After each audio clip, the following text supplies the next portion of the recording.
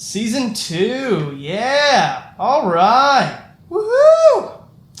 You can tell it's a new season because I cut my hair and bothered to put on a tie. There's going to be a lot of changes around here, with current affairs being...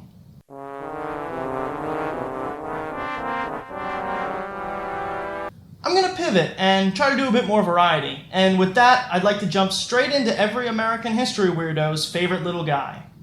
Huey Long began his career as a small-time lawyer in Louisiana. Coming from nothing, he took pride in the fact that he never took up a case against a poor person.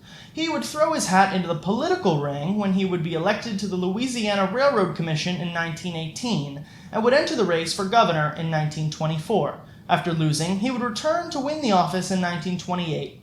Long would govern through a system of patronage that valued loyalty above all else. Anyone who disobeyed him would be fired or coerced into falling in line. This style of governance led to much of the media of the time referring to Long as the dictator of Louisiana and the Kingfish, a name that Long would embrace with open arms. The kicker here is his policy. In his reign, Long would build roads and bridges across much of the underdeveloped state. Arguably, Long's most famous achievement was providing free textbooks for elementary school children. What I think is deeply important to understanding the story of Huey Long is the state of Louisiana at the time. This was a place that by today's standards would be considered a third world country. With low literacy rates, no infrastructure, and very little plumbing and electricity, Long really did begin to bring the state into the modern age at a time where it was vastly behind much of the rest of the nation. Despite a lot of his noble goals, the Kingfish lived very lavishly. He constructed a 34-story state capitol that to this date remains the largest in the country. He built a new governor's mansion that bears a striking resemblance to the White House and spent much of his time living in the Roosevelt Hotel in New Orleans. In 1930, Long was bound for Washington, being elected to the Senate, and having his lieutenant governor, Alvin O. King, being elected governor in his place. With King taking orders from Long, Huey was effectively both Louisiana's governor and one of their senators. Being the most head-turning member of the 1932 Senate freshman class, Long began making a name for himself on the national stage right out of the gate. Here's a clip from arguably his most famous speech given in the halls of the Senate, where he outlines the Share Our Wealth program. 4% of the American people own 85% of the wealth of America. And that over 70% of the people of America don't own enough to pay the debts that they owe. How many men ever went to a barbecue and would let one man take off the table what's intended for 9/10 of the people to eat? The only way you'll ever be able to feed the balance of the people is to make that man come back and bring back some of that grub he ain't got no business with. Long has such a down-to-earth, everyman way of speaking that I feel has been absent from national politics until very recently. Silence of the Lambs. Has anyone ever seen the Silence of the Lambs? The late great Hannibal Lecter. Long made his ambitions of the Oval Office no secret. A strong critic of Roosevelt, Long believed that his New Deal program was not nearly enough. While many called him a socialist, Long believed that through the Share Our Wealth program, a socialist revolution would be prevented. He would publish a book titled My First Days in the White House, in which he would outline just that after a presumed victory in the 1936 presidential election over incumbent FDR. The book primarily focuses on his cabinet appointments and the early stages of the introduction to the Share Our Wealth program, which is essentially an extreme wealth tax that would bar familial fortunes from surpassing $5 million. He opts to have two former presidents serve in his cabinet, with Franklin Roosevelt as Secretary of the Navy and Herbert Hoover as Secretary of Commerce. He also makes Smedley Butler the Secretary of War, which, if you know that story, is kind of funny.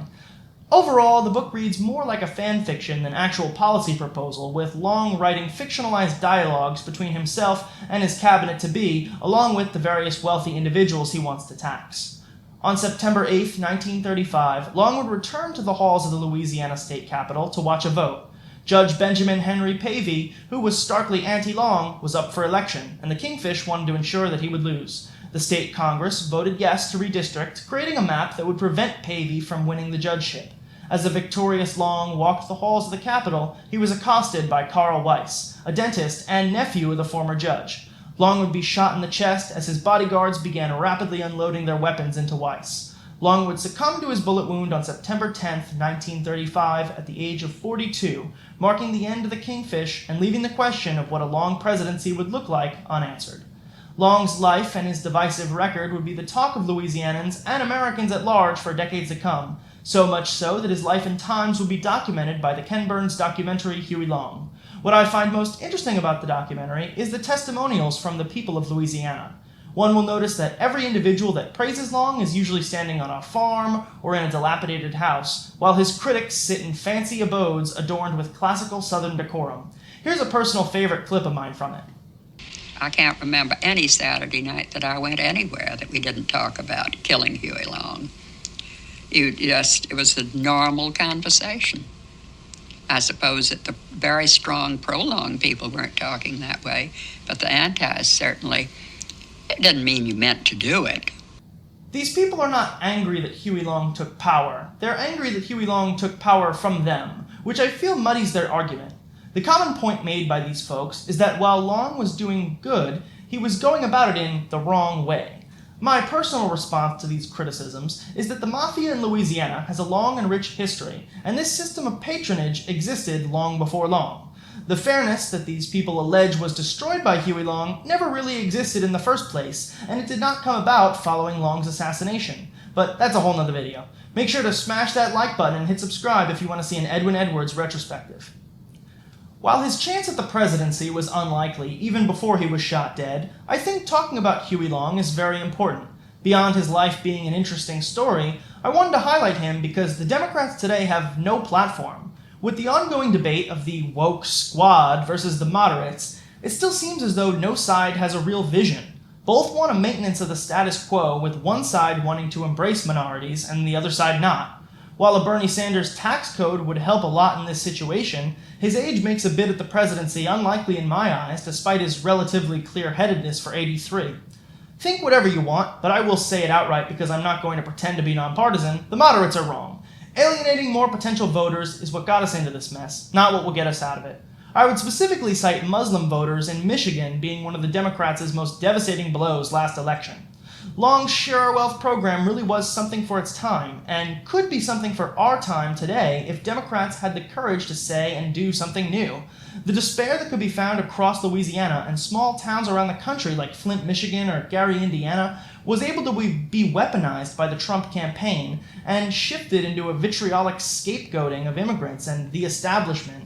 Behind the scenes, however, these people are really voting for a tax code that will raise what they pay and lower taxes at the very top. Going back to Long himself, I think he's the exception that proves the rule when it comes to dictators. You can spin that metaphorical slot machine all you want, but the majority of the time you'll end up with a crazed ideologue that represses the citizenry and causes countless deaths. In all of recent history, I can only really think of one guy who might be in the category of noble dictator. While Long's intentions were good, his methods would not translate to the Oval Office in 2025 as well as they did during the Great Depression. But those intentions are what really need to be ingrained in the heads of today's Democrats.